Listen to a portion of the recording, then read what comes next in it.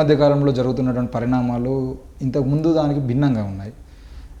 ఇప్పుడు 1000 గొంతులు 1,00,000 డప్పులు కార్యక్రమాన్ని తీసుకొని వర్గీకరణ ఉద్యమానికి సామాజికంగా ఉన్నటువంటి అన్ని గొంతుల్ని ఏకం చేస్తామనే నినాదంతో వాళ్ళు ముందుకెళ్తూ ఉన్నారు. అయితే వర్గీకరణ అనేది ఇప్పుడు జరగదు అని చెప్పేసి మీలాంటి వాళ్ళు అంటున్నారు. ఇంతమంది ఈ తెలంగాణ రాష్ట్రం ఇంతకుముందు ఉమ్మడి ఆంధ్రప్రదేశ్లో ఉన్నప్పుడు ఈ ప్రజల మద్దతుతోనే తెలంగాణ రాష్ట్రం సాధించుకున్నాము, మళ్ళీ అదే ప్రజల మద్దతుతో వర్గీకరణ కూడా సాధించుకుంటామని చెప్పేసి మందకృష్ణ క్లియర్గా చెప్తా ఉన్నాడు. దాన్ని ఏ విధంగా అర్థం చేసుకోవచ్చు? నాకు తెలిసి 1,00,000 డప్పులు 1000 గొంతులు అనేది మందకృష్ణ గారి ప్లాన్ కాదు. ఓకే. దీని వెనకాల ఖచ్చితంగా ఎవరో ఒక అజ్ఞాత సంస్థతో తను నడిపించే వ్యక్తో లేదా ఒక రాజకీయ పార్టీ ఖచ్చితంగా ఉండి తీరాల్సిన అవసరం ఉంది. ఎందుకంటే మందకృష్ణ ఆలోచన విధానం తను టోటల్గా బ్లేమ్ అయి ఉన్నాడు సమాజంలో, తనే చెప్తున్నాడు. అనేక రాజకీయ పార్టీల దగ్గరికి వెళ్ళాను, వాళ్ళని గెలిపించాను, వాళ్ళ దగ్గర టికెట్లు బేరమాడాను అంటే అసలు అతని ఉద్యమం ఏంటో, ఆయన రేపిన కోరుకున్న ఉద్యమం ఏమో ఎడ్యుకేషన్ అండ్ ఎంప్లాయ్మెంట్. కానీ ఆయన చేసే పనులన్నీ కూడా రాజకీయ పార్టీలకి ఎన్నికలు వస్తాయి, ఎలక్షన్ కమిషన్ వస్తాయి, మీ పార్టీలో మా కమ్యూనిటీకి ఎన్ని సీట్లు ఇస్తారు, ఎంపీగా ఎవరు మేము క్యాండిడేట్ని ఇస్తాం, ఎమ్మెల్యేగా మేము క్యాండిడేట్లు ఇస్తాం, మాకు ఇవ్వండి లేకపోతే మేము ఓడిస్తాం అనే బెదిరింపు. అసలు సబ్జెక్ట్ నుంచి షిఫ్ట్ అయిపోయాడు. అసలు ఎప్పుడో వర్గీకరణ అనేది మనం చూస్తున్నాం. అసలు దీన్ని మనం బ్లాక్ చేయాల్సిన అవసరం ఉంది. ది డిమాండ్ మందకృష్ణ చెప్పింది, లేదా కొంతమంది తెలుసో తెలియకో తన వెంట నడిచినటువంటి వాళ్ళు ఓన్లీ ఎంప్లాయ్మెంట్ అండ్ ఎడ్యుకేషన్. ఈరోజు ఎంప్లాయ్మెంటు ఎడ్యుకేషన్ రెండు కూడా పాతరేయబడ్డాయి. ఓకే. ఎవరితోటి? 10 సంవత్సరాల నుంచి అధికారంలో ఉండి 15వ సంవత్సరంలో కూడా కంటిన్యూ అవుతున్నటువంటి బీజేపీ తోటి. ఈ బీజేపీ తీసుకొచ్చినటువంటి ఒక ప్లాన్ ఏంటంటే మందకృష్ణ బ్లేమ్ అయిపోతూ ఉన్నాడు కాబట్టి మందకృష్ణతో పాటు ఇంకా చాలా వర్గాలు బ్లేమ్ కావాలంటే ఈ 1000 గొంతులు కావాలి, 1,00,000 డప్పులు కావాలి. పాపం వీళ్ళు పాటగాళ్ళగా, అద్భుతమైన కవులుగా ప్రతి అంశం మీద మాట్లాడగలరు, పాడగలరు అనే గౌరవం ఎక్కువ ఉండేది సొసైటీలో. ఈ దెబ్బతోటి కళాకారులు కూడా ఆయన వెంట ఎవరు పోతున్నారో మాలలకు వ్యతిరేకంగా మాదిగలు అనే ఒక దానితోటి, లేకపోతే ఈ supreme court so called judgement or advice, ఇది కావాలి, తినేదాకా వచ్చాం, కంచంలో అన్నం ఉంది, అసలు ఇది చాలా రాంగ్ కాన్సెప్ట్లోకి వాళ్ళు వెళ్ళిపోతున్నారు. ఒకవేళ అదే అయితే రాజకీయం గురించి మాట్లాడద్దు. ఓకే. నిజంగా వాళ్ళకి అదే అనుకుంటే కవులు కానీ కళాకారులు కానీ, ఇక్కడ నేను మీ ద్వారా వాళ్ళని రిక్వెస్ట్ కూడా చేస్తున్నాను. కవులు కళాకారులు దేని గురించి మాట్లాడదలుచుకున్నారు? మందకృష్ణ చేసే డిమాండు ఎంప్లాయ్మెంట్ అండ్ ఎడ్యుకేషన్, దాని గురించి మాట్లాడదలుచుకున్నారా? లేకపోతే రాజకీయాల్లో ఒక పార్టీలో ఎవరైనా ఉంటే వాళ్ళ కుటుంబాల గురించి మీరు మాట్లాడదలుచుకున్నారా? రాజకీయ పార్టీలకు మాలలకేం లేదు అసలు. మాదిగలకి ఏమైనా రాజకీయ పార్టీ ఉందా? ఉంటే మేము కూడా చేరుతాం. మాదిగలకి ఏమైనా రాజకీయ పార్టీ ఉంటే ఈ రాష్ట్రంలో ఉన్న మాలోళ్ళందరూ చేరొచ్చు, మాలా మాదిగలు ఇద్దరు కలిసి చేయొచ్చు. పాపం కాంశీరామ్ గారే మాకు రాజకీయ పార్టీ పెట్టి డాక్టర్ బాబాసాహెబ్ అంబేద్కర్ ద్వారా ఆ ఓటు అనేదాన్ని ప్రాక్టికల్గా మనం ట్రాన్స్లేట్ చేసుకోవాలనే ఒక దృక్పథంతో వచ్చినప్పుడు ఏర్పడినటువంటి ఉద్యమం ఇది. కాంశీరామ్ పెట్టినటువంటి బీఎస్పీ ఉద్యమాన్ని నాశనం చేయటం కోసం నేను చాలా క్లియర్గా మాట్లాడదలుచుకున్నాను. ఓకే. బీఎస్పీ ఉద్యమం ఏంటంటే దళితులు మొత్తాన్ని ఐక్యం చేసే ఉద్యమం. బీఎస్సీ ఉద్యమం ఏంటంటే అంబేద్కర్ థాట్. కాంశీరామ్ ఏంటంటే అసలు వీళ్ళందరూ బిచ్చగాళ్ళుగా కాదు, వీళ్ళందరూ అధికారంలో ఉండాలని కోరుకున్నాడు. ఆయనే చెప్పాడు ఇట్స్ ఎ బెగ్గర్స్ మూమెంట్ అన్నాడు. ఓకే. ఇది నా పదాలు కాదు, కాంశీరామ్ గారు ఎంఆర్పిఎస్ని ఇట్స్ ఎ బెగ్గర్స్ మూమెంట్ అన్నాడు. ఈవెన్ దళిత మహాసభను కూడా ఆయన ఏమన్నాడు తెలుసా? గడ్డాలు పెంచుకొని తిరిగే వాళ్ళందరూ దళిత మహాసభ సంబంధించిన అంబేద్కర్ ఎప్పుడు గడ్డా పెంచుకోలేదు, ముందు గడ్డాను తీసేయమన్నాడు. కానీ ఇది ఫ్యాషన్ అయిపోయింది. Okay. It is very unfortunate. మనం అంబేద్కర్ చెప్పింది ఏం చేయట్లా. అట్లనే ఈ ఉద్యమం కూడా ఒకదానికోసం ఏర్పడి రెండో దాని మీద వెళ్ళిపోతూ ఉంది. లేకపోతే గుడిసె వెంకటస్వామి కుటుంబం మీద వాళ్ళ ఇంట్లో 3 పోస్టులు ఉన్నాయి, లేకపోతే మల్లు రవి, మల్లు బట్టి వాళ్ళ ఇంట్లో 2 పోస్టులు ఉన్నాయి. అసలు ఎవరు అడుగుతున్నారు ఈ ప్రశ్నలు? ఏమైనా కాంగ్రెస్ పార్టీ వివేక్ పార్టీయా? కాదే. ఎలా అవుతాడు ఖర్గే మాల? ఎలా అవుతాడు అసలు? నేను చాలా అంశాలు విని మాట్లాడుతున్నాను. ఖర్గే మాల అయినప్పుడు మాయావతి ఏమవ్వాలి? కాన్సీరామ్ ఏమవ్వాలి? ఈ రాష్ట్రానికి కాన్సీరామ్ వస్తే 2 రాష్ట్రాల్లో, తెలుగు రాష్ట్రాల్లో కాన్సీరామ్ని గుండెల్లో పెట్టుకొని హత్తుకొని కౌగిలించుకొని రాష్ట్రం అంతా తిప్పి బీఎస్పీ ఉద్యమానికి పురుడు పోసినటువంటి, లేకపోతే దాన్ని పెంచినటువంటి వ్యక్తులందరూ కూడా ఎవరు? మాలా మాదిగలే కదా. కానీ అదే ఎంఆర్పిఎస్ ఎందుకు మాయావతి తోటి ఈ వర్గీకరణ కావాలని చెప్పించలేకపోయింది? She is totally against. ఆమె ఒక్కతే కాదు, కాన్సీరామ్ అంతకుముందు అగెనెస్ట్. ఆయన ఒక్కడే కాదు, రామ్ విలాస్ పాస్వాన్ అగెనెస్ట్. వాళ్ళొక్కళ్ళే కాదు, ఇంకా నీకు గుజరాత్లో ఉన్నటువంటి చమర్స్ అంతా అగెనెస్ట్, రాజస్థాన్లో ఉన్న చమర్స్ అగెనెస్ట్.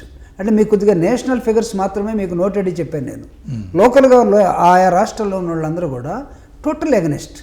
ఒకవేళ ఇది సుప్రీంకోర్టు జడ్జిమెంట్ అయితే, ఫర్ ఎగ్జాంపుల్ నా చేతిలో ఉన్నది గవాయి జడ్జిమెంట్, ఇది గవాయి ఇచ్చినటువంటిది. ఇదే సుప్రీంకోర్టు జడ్జిమెంట్ అయితే ఇది దేశవ్యాప్తంగా ఉండాలనా, దేశవ్యాప్తంగా మ్యాండేటరీ కావాలనా, లేకపోతే ఆయా రాష్ట్రాల్లో మీరు చేసుకుంటూ చేసుకోవచ్చు, చేసుకోకపోతే వదిలేయచ్చు, అలా ఉండాలనా? అది చెప్పండి. అంటే వాళ్ళు ఏమంటారు? కాదు కాదు, ఇక్కడ నేను ఇంకొక అడుగు ముందుకేస్తున్నా. దీనిలో క్రీమీ లేయర్ అని చెప్పారు. ఈ జడ్జిమెంట్లో క్రీమీ లేయర్ అనే పదం ఆడారు. క్రీమీ లేయర్ అంటంతో నార్త్లో ఉన్నటువంటి చమర్స్ ప్రధానంగా వాళ్ళే ఎక్కువ ఎంపీలు ఎమ్మెల్యేలు మొత్తం వాళ్ళే.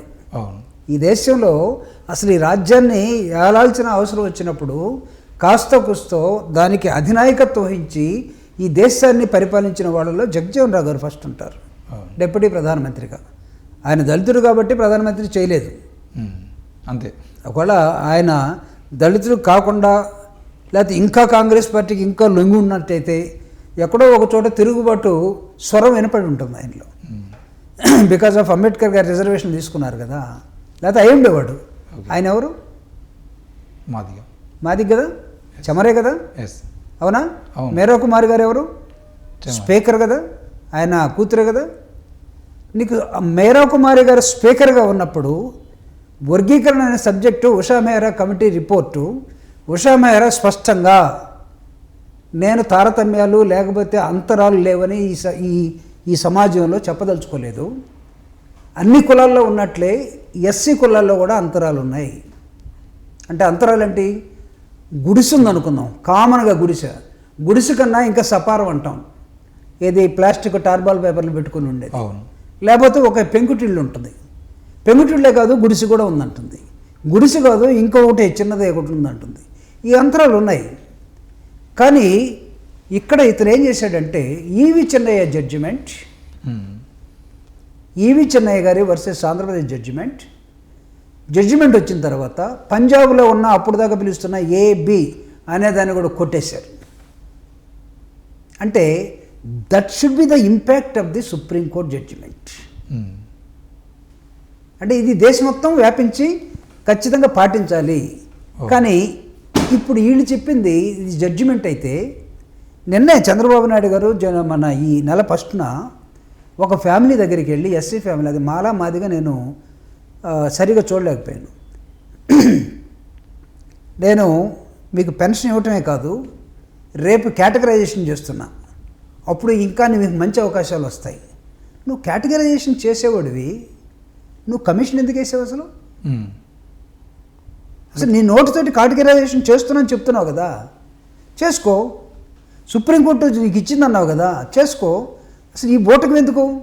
1 మ్యాన్ కమిషను, ఒక శర్మ అనే ఒకతన్ని పంపటం, అతను రాష్ట్రం అంతా తిరగటం, మాలామాదిగులు 2 గ్రూపులుగా తయారు కావటం, పోలీస్ ఫోర్సు మీరు తిరుపతిలో స్టాంపేడ్ అయితే ఆడ లేకుండా ఎడబెట్టుకోవటం. మాలామాదిగులు ఈ 20-30 సంవత్సరాల్లో ఎప్పుడు కూడా తిట్టుకోలేదు, కొట్టుకోలేదు.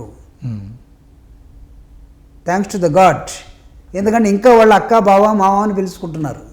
పల్లె పక్కన ఉన్నటువంటి 2 పల్లెలు, మాలపల్లె, మాదిగపల్లె ఊరికి దూరంగా విసిరేయబడ్డాయి. ఇక మాలోళ్ళు వచ్చేసి ఊర్లో లేరు, మాదిగలు వచ్చి ఊర్లో లేరు. ఇది పల్లె లేదా గూడెమే. జడ్జిమెంట్ ఈవి చెన్నయ్య దేశవ్యాప్తంగా ప్రభావితం చేయబడి, ఈవెన్ చెన్నైలో కూడా, మెడ్రాస్లో కూడా ఇలాంటి జడ్జిమెంట్ వస్తుందని చెప్పి వాళ్ళు ఏం చేశారంటే రిజర్వేషన్ని పెంచుకున్నారు అక్కడ. అమెండ్మెంట్ చేసి రాజ్యాంగానికి వాళ్ళు రిజర్వేషన్ పెంచుకున్నారు. మీరు అది ఎందుకు అడగట్లేదు అసలు? ఇప్పుడు ఇది జడ్జిమెంట్గా మీరు భావించే పని అయితే ఇక్కడ రేవంత్ రెడ్డి, నేను I'm throwing a challenge to the Revanth Reddy and as well as his guru. ఎవరు? చంద్రబాబు నాయుడు. ఓకే. పాప రామ్ చరణ్ ఇద్దరు కలిసి మాట్లాడటానికి, లోపలేయటానికి, 2 కోట్లు కట్టేయటానికి, లేకపోతే బ్లేమ్ చేయడానికి ఇక్కడ రామ్ చరణ్ కాదు ఉంది, ఇక్కడ అంబేద్కర్ వాదులు ఉన్నారు, గుర్తుపెట్టుకోమని చెప్తున్నా. ఇద్దరికి గురు శిష్యులకి. రామ్ చరణ్ అంటే ఎవరు? ఏదో పుష్ప సినిమా తీసి అల్లు అర్జున్ సారీ అల్లు అర్జున్. రామ్ చరణ్ అంటే చిరంజీవి కొడుకేమో, మన సినిమాలు చూడడం కాబట్టి వాడు కూడా తెలియట్లా. అల్లు అర్జున్ అతను ఈ పుష్ప సినిమా అతను తీసిందేమో కలప దొంగతనంగా ఎలా తీసుకోవచ్చు, పోలీసులను ఎలా తనొచ్చు, అది దానికి ఇక్కడ రేవంత్ రెడ్డి గందరగోళం చేయొచ్చు. చనిపోయిన వ్యక్తులు మనం వేరే విధంగా కాదు. కానీ అదే రాజమండ్రిలో జరిగినటువంటి గేమ్ చేంజ్ అనే దానికి ఈ రామ్ చరణ్ పోతే అక్కడేం జరిగింది? ఇందాక పోయి పవన్ కళ్యాణ్ పరామర్శిస్తూ ఉన్నాడు, ఎలా చనిపోయారు 2 వ్యక్తులు, యాక్సిడెంట్ ఎక్కడ జరిగిందని. రాత్రి పోయాడు అక్కడికి. స్టాంపేడ్స్ కట్టించండి, ఇక్కడ కూడా ఒక 2 కోట్లు కట్టించండి వాళ్ళతోటి, ప్రభుత్వాలతోటి. ఇక్కడ అంబేద్కర్ వాదులను కూడా ఆ విధంగా మీరు పార్షియల్గా చూడాలనుకుంటే ఇక్కడ నేను 1 మంత్లో చేస్తాను, లేకపోతే ఒక ఆర్డినెన్స్ తీసుకొస్తాను. Mister Revanth is my colleague when I was in council. 2007లో మాతోటి మా colleague Revanth. Now is the chief minister. కావచ్చు అదృష్టం, లేకపోతే ఏదో వరించింది వచ్చాడు. But you must know what is constitution. ఉపన్యాసాలు వస్తే కాదు, ఉపన్యాసాలు నీకన్నా మేము కూడా అనర్గళంగా మాట్లాడగలం. But you must read the Indian constitution. అక్కడేదో ఒక జడ్జిమెంట్ వచ్చిందని చెప్పేసి అక్కడున్న వాళ్ళందరినీ పోగేసి నేను ఇప్పుడే చేసేస్తాను, చేయగలిగేవా? నువ్వు కూడా ఇక్కడ కమిషన్ వేసావు, చేస్తానన్నాడు. కమిషన్ ఎందుకే? ఎవరిని మోసం చేయడానికి మీరందరూ అసలు? మందకృష్ణ ప్రారంభించింది ఎంప్లాయ్మెంట్ అండ్ ఎడ్యుకేషన్లో కావాలని చెప్పాడు.